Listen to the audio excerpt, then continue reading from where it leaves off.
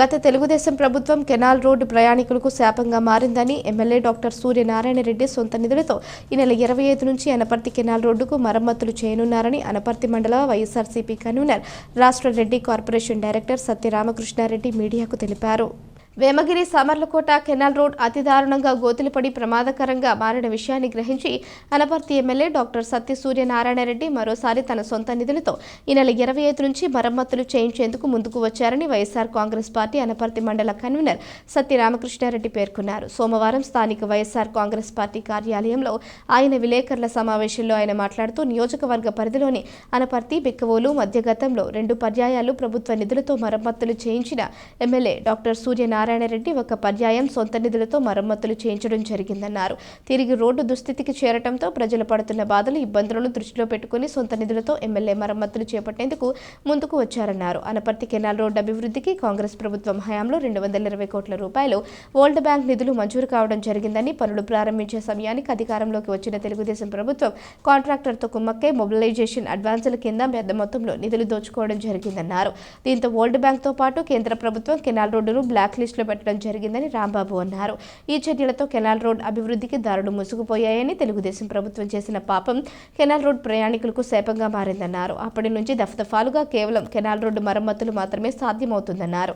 Canal road అభివృద్ధి విషయంలో విమర్శించే మాజీ ఎమ్మెల్యే ఆయన అధికారంలో ఉన్నప్పుడు ఈ రోడ్డు నాశనానికి కారణమయ్యారు తప్ప రోడ్డు అభివృద్ధికి చేసిందేమీ లేదని రాంబాబు విమర్శించారు.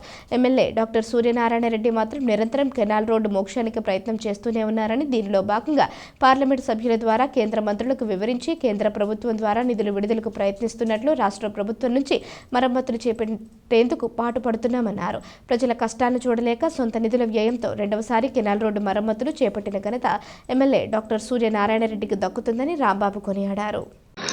మీడియా మిత్రులందరికీ నమస్కారం. మీ ద్వారా అనపర్తి నియోజకవర్గ ప్రజలందరికీ కూడా తెలియజేసేది ఏంటంటే, ఈ నెల 25వ తారీఖు నుంచి అనపర్తి కెనాల్ రోడ్డుకి మరమ్మతులు ఎమ్మెల్యే డాక్టర్ సత్య సూర్యనారాయణ రెడ్డి గారి యొక్క సొంత నిధులతోటి కెనాల్ రోడ్డుకి మరమ్మతులు. తెలుగుదేశం ప్రభుత్వ పాపం కెనాల్ రోడ్డు మీద ప్రయాణించేటటువంటి ప్రయాణికులకి శాపం. వేమగిరి సామర్లకోట ఈ కెనాల్ రోడ్డు అధ్వాన్న స్థితికి చేరినప్పుడు, దీని మీద ప్రయాణించేటటువంటి ప్రయాణికులు ఇబ్బందులు పడుతున్నప్పుడు వారి బాధలను గ్రహించి శాసనసభ్యులు ప్రీతమ నాయకులు డాక్టర్ సత్య సూర్యనారాయణ రెడ్డి గారు ఆయన యొక్క సొంత నిధులతోటి ఈ నెల 25వ తారీఖు నుంచి కూడా మరమ్మతులు చేపట్టడానికి ముందుకు రావటం జరిగింది. గతంలో 2 పర్యాయాలు ప్రభుత్వ నిధులతోటి మరమ్మతులు చేపట్టడం, ఒక పర్యాయం డాక్టర్ గారి యొక్క సొంత నిధులతోటి మరమ్మతులు చేపట్టడం ఈ యొక్క కెనాల్ రోడ్డు మీద జరిగింది.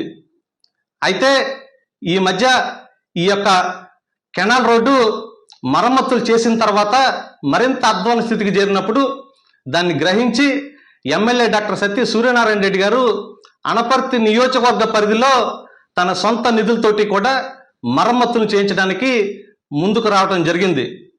ఆనాడు కాంగ్రెస్ ప్రభుత్వం యొక్క హయాంలో వరల్డ్ బ్యాంక్ నుంచి 220 కోట్ల రూపాయలు ఈ కెనాల్ రోడ్డు యొక్క అభివృద్ధికి మంజూరు చేయించడం జరిగింది.